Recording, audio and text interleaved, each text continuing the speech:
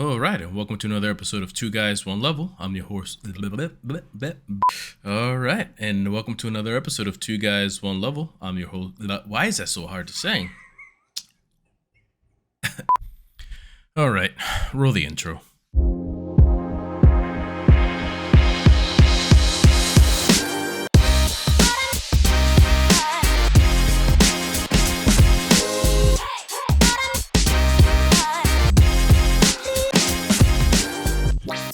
All right, and welcome to another episode of Two Guys, One Level. I'm your host, Tortuga, accompanied by Pixel.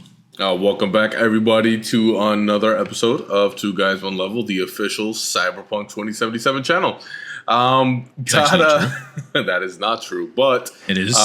As usual, we got a little bit of Cyberpunk 2077 news today. This one, not terrible for once. They've been pretty much disappointing since launch. For the most part, they have. I mean, come on, let's be real. There was a great build-up. It's like the world's worst roller coaster. You're going up and up, and the excitement is just growing and growing, and then nothing. It's like a 2-foot drop. But they have given us. I don't know about Crash. I'm still alive. It was bad. Yeah, it was pretty rough. CDProjekt, however, has given us some good news, finally.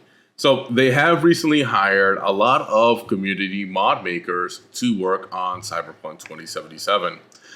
So it's not new news that Cyberpunk got official mod support earlier in the year, back in January, but that was pretty much the climax of that excitement.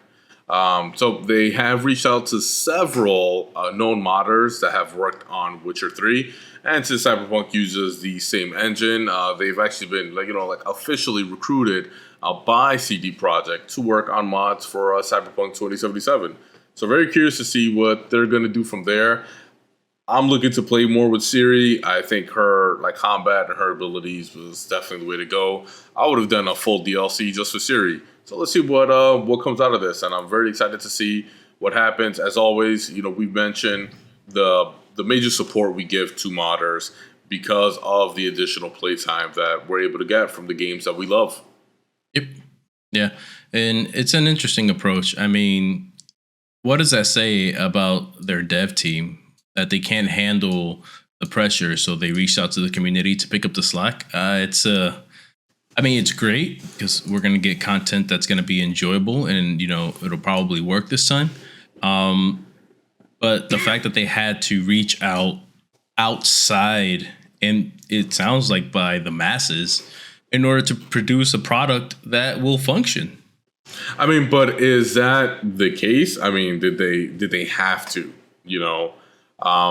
It seems like it. I mean, why else would they do it? I think it's more, right, because this is all going to be, right, everything unofficial when it comes to modders, right? So, yeah, they were hired, by them, but it's not like it's going to be full DLC on this. I guess. I mean, it's odd that they're spending that much money on modders and not going to make their creations official. It's a very... Okay, but, so then, yeah. Right, no, not the modders. So CDProjekt is working on their own DLC because they have their own roadmap. This is just from additional support and things that they're going to be putting out.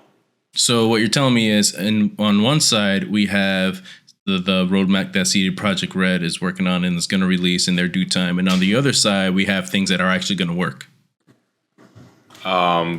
Yes, that's basically what it's going to go. To switch gears, since, that was news. Avatar: The Last Airbender role-playing game, the new tabletop that was announced by Magpie Gaming through their Kickstarter, is very close to coming to an end. Couple hours left in the time of this recording.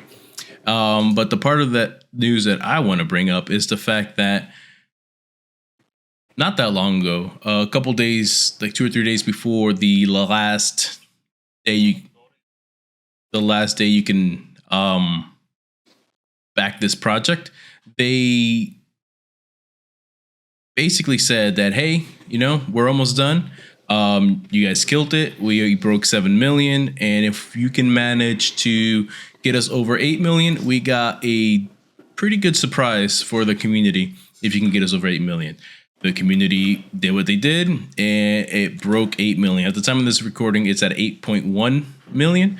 And if it can break 9.2 by the end, they'll be part of the top 10 most backed Kickstarters in Kickstarter history.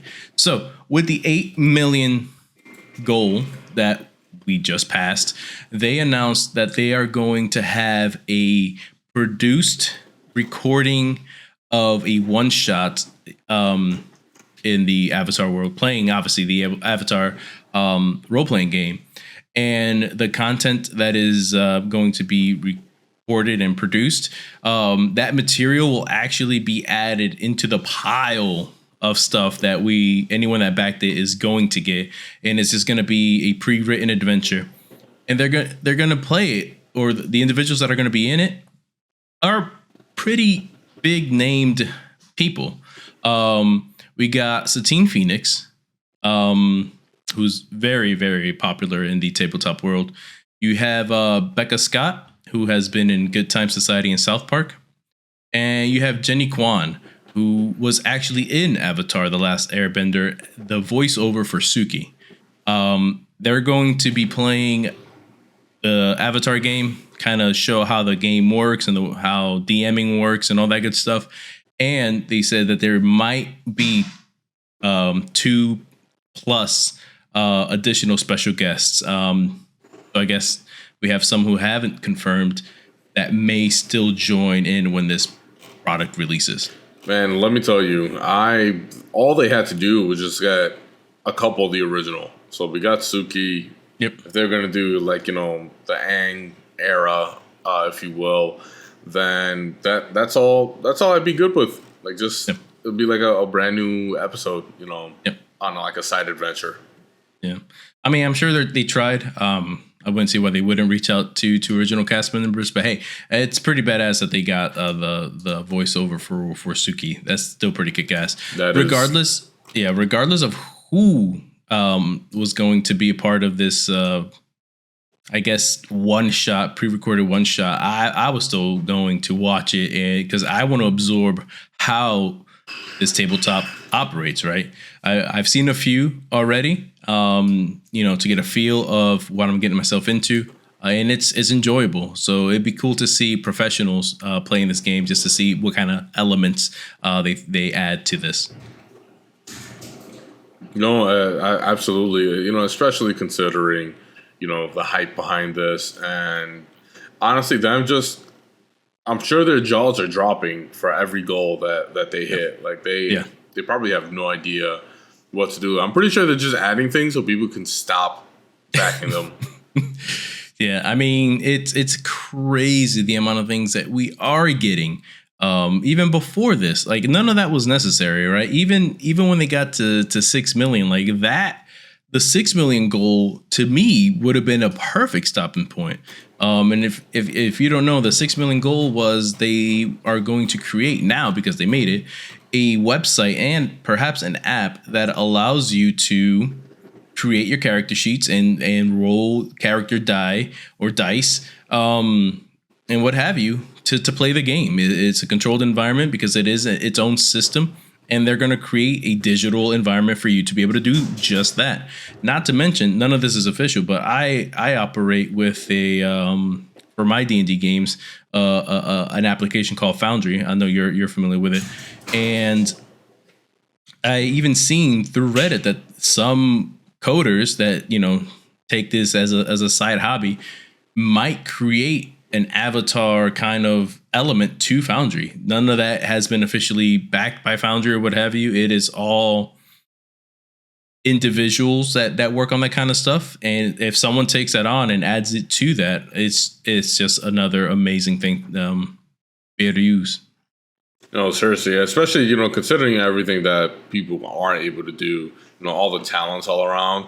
I mean, some group of people, they do this thing, for free. Think about that project of Ocarina of Time made in Unreal Engine. He's just some guy doing it to do it. I'm sure he's going to get a cease and desist at some point. But they just, they still take those talents and just create. So very, very curious to see what's going to come out of that. Switching gears once more, there's a big rumor going around in regards to the Nintendo Switch, and more importantly, the Nintendo Switch online service. So for those of you who are unaware, the Nintendo Switch online service is, we'll say the annual version is $20. You get access to the online play, and you also get access to the retro games, right? So you have the Nintendo Entertainment System and the Super Nintendo Entertainment System. So you get access to a bunch of free games within there. There's a rumor going around that the next iteration of that circulating is that they're going to be adding Game Boy and Game Boy Color video games within their own applications. That's sick. Yeah, so that information is coming from the Nick the Hate podcast, in which the host did claim, all from insider information, that is going to be the next iteration, and set to hit sooner than later. Just no official time frame has been given. That's pretty sick. That is pretty sick. I would not mind playing some old Pokemon games. Yeah, that'll hit you right in the nostalgia. Not gonna lie. Matt Damon, Saving Private Ryan, old GIF. Oh, I mean, that's pretty sick. I can already think of a few games that I wouldn't mind playing from that era. Pokemon being one of them for sure. Definitely. That's sick. So hopefully it holds true and it doesn't get scrapped because it's been leaked or whatever. Nintendo in their pride, it wouldn't surprise me that they do something that big. Yeah, we did mention that on a previously scrapped Zelda project because of that, because it was leaked. Yep. So hopefully it doesn't, but we'll see what happens. To continue a bit on the nostalgia train, this is something that kind of hit me a little bit, is Naughty Dog co-presidents Evan Wells and Neil Druckmann recently did an interview with Game Informer. And, with the recent kind of uptick in remakes and remasters and things like that, one of the ones that kind of came into the conversation was the Jak and Daxter series. PlayStation 2 platformer, which something that I've always appreciated about Naughty Dog is just taking a look at their main franchises, starting with Crash Bandicoot, the Jak and Daxter series, and then ultimately the Uncharted and Last of Us games. I feel like Naughty Dog kind of age with their fan base, so to speak. So, right, Crash Bandicoot came out when I was a kid. By the time Jak and Daxter came, I was a teenager. And then Uncharted and Last of Us was more in the adult era. I feel like their storytelling and their gameplay aged with their audience, which is something that I can personally appreciate because it felt like we just all matured together. And that's one of the things that Evan said during the interview. So he said, he's almost 50 years old, and he feel like now comes at a point where while they would like to hit some projects that they would love to remake or do a continuation to Jak and Daxter, it becomes more of a choice within development because of how limited they are on time. So they do have to be a little bit more critical to know what they want to work on, why they are still within that industry. Gotcha. That's pretty sick. I mean, I know it's definitely games that you enjoy and have enjoyed, and like you said, you grew up with, but I fall on the other side where I never experienced anything they put out. Which is a shame, and that's kind of like the rough thing, like something that we could probably talk about in more detail later down the line, but how big does the nostalgia factor, take place within these sales and things that come out? Like, we'll throw it out there as an example. Is Pokemon good, or is it the nostalgia factor? It's the nostalgia factor. I can definitely say that out loud. It has gotten out of control with how many Pokemon there are. It's 100% the nostalgia factor. But don't even take into account like how many Pokemon they have, right? Just think about like the core gameplay of what it is. So they've added more story elements, which I guess has been evolving since around Diamond and Pearl, from my understanding. I skipped a lot of generations myself, but I think one of the things you mentioned with the Sun and Moon, was that it felt like there was so much more story, and I think they took that same route with Sword and Shield. Yeah, I wasn't a fan of the whole there was way more dialogue than there had to be, and there were like quote unquote cutscenes because we are talking about a 2D device where it would just zoom in on a character's face and you would just read the words, and like nothing really was animated or anything like that was going on. A few things, but nothing mind blowing, right? But there was too much of that. Like every time you did the smallest thing story related, you were forced to watch these characters speak and this dialogue go on. I wasn't a fan of it. Maybe it was a community request that they wanted more of that. I mean, I guess it could make it more modern in the world of gaming. But I mean, that's not what playing Pokemon is about. It's capture animals, you train them to beat up other animals, and then you capture those. That's what it's always been. Right. Last couple things that I have here is China has done something that it's hard to say where to stand with this.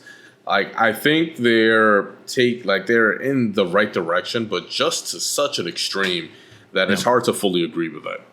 So China recently has imposed limits on online gaming for people under the age of 18. Yep. As of, for us, time of this recording, September 1st, which is tomorrow, says that minors will only be allowed to play online games for 1 hour per day, 8 p.m. to 9 p.m. on Fridays, Saturdays, and Sundays, and official holidays. So you're talking about on average, they are limiting it to 3 days a week. I'm sorry, 3 hours a week. 3 hours, And now the thing to note here is because of the regulations over there, that players are required to register with their real names with online game companies. So they are not allowed to provide those services. And even for any what they labeled as tourist experience mode. So all online games also have to go through their administration, which is the National Press and Publication Administration.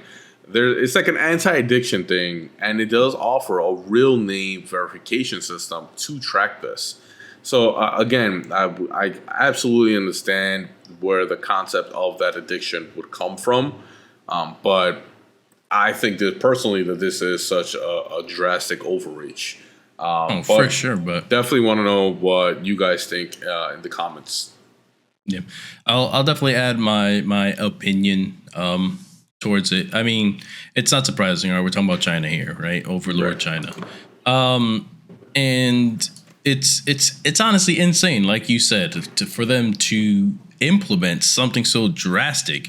And their reasoning, aside from combating addiction, which it is a factor when it comes to video games, there are a lot of people addicted to certain video games. It's not surprising. But they are also using the legs of mental health and physical health. They want to reduce the stress that comes with online gaming, competitive gaming on these young children, which is a respectable concern when you think about it. Like, these 9-year-olds shouldn't be stressing about being number one in PUBG or Fortnite, but they are. And also the physical issues where people play so much video games that they don't go outside, they don't exercise, or they don't drink water, they don't eat regularly. Like, how many stories have we heard from these LAN centers where people would stay there for 72 plus hours and die? Right. I mean, it's the very same reason why Twitch doesn't allow you to stream for more than 48 hours straight. Yeah. So it all falls under the same umbrella. Right. So I understand the legs that they're using for their argument, but it's definitely an abuse of power, but it's their country. They run it how they want to run it, but that's just my 2 cents. No, absolutely. And then someone that I'm not familiar with, but apparently a very massive Twitch streamer, Dr. Lupo, is actually officially leaving Twitch due to an extremely exclusive streaming deal with YouTube. Well then, congrats on that. No, absolutely. I mean, it's about 4.5 million followers on Twitch. That Wow. Yeah. So Looks like YouTube is collecting all the doctors. Oh, all right. Okay. That's what we're doing. All right. I mean, that's pretty cool. Good form. I don't know if I don't know if I don't know if we'll ever find out the amount that Google has paid to pull him over, but I'm sure it wasn't a low amount. But regardless, congrats on that win. Definitely a win. Definitely a win for him. I mean, I doubt he would have gone unless it really sweetened the pot, you know? No, for sure. And as Dr. Disrespect has already demonstrated, or a lot of D's in that sentence, you can succeed on YouTube, right? You can make money. I think he did say that he's making about 25% of what he was making on Twitch or something around that. Right. But I mean, he was making millions anyways. So 25% of what he was making is still a lot of money. So it's not a career killer, I guess is what I'm trying to say. And a lot of people think that when they leave Twitch, especially when they have an established platform, an established following, they think that if they leave that environment, that it's a career killer and they will lose all the hard work and everything they have done up to this point to YouTube or any competitors. If they right. switch. I mean, but 9 times out of 10, you know, they're following the person rather than the platform. So. No, for sure. But you gotta look at it as a content creator. Like, this is how you've operated for forever. This is where all your followers are used to going, your times, and because not for nothing, but YouTube streaming and Twitch streaming are two completely different methods. Like just to get it up and running are completely different, and then to manage your chat and your followers and all that stuff, like YouTube doesn't really have those functions. There's a lot of elements to Twitch that, you know, there's a lot more bells and whistles in Twitch than there are in YouTube. Gotcha. All right. So, well, we'll see what kind of happens from there. No, for sure. But you know, it's not a dig at YouTube. It's just true. So until Google comes up, until Google comes up with methods that compete with Amazon, I'm just gonna go ahead and throw out who the owners actually are. It's going to look like YouTube is the lesser platform, but by no means is that the case. All right, perfect. Well, that's all that I have for you guys today. Thanks so much for joining us, and I'll let Tortuga sign us out. Sweet. So it's so awkward when you direct me to sign out, but thanks all of you for watching. Be sure to hit that like and subscribe button and let us know what you thought of this episode in the comments below. Until next time, and remember, gamers lead the way.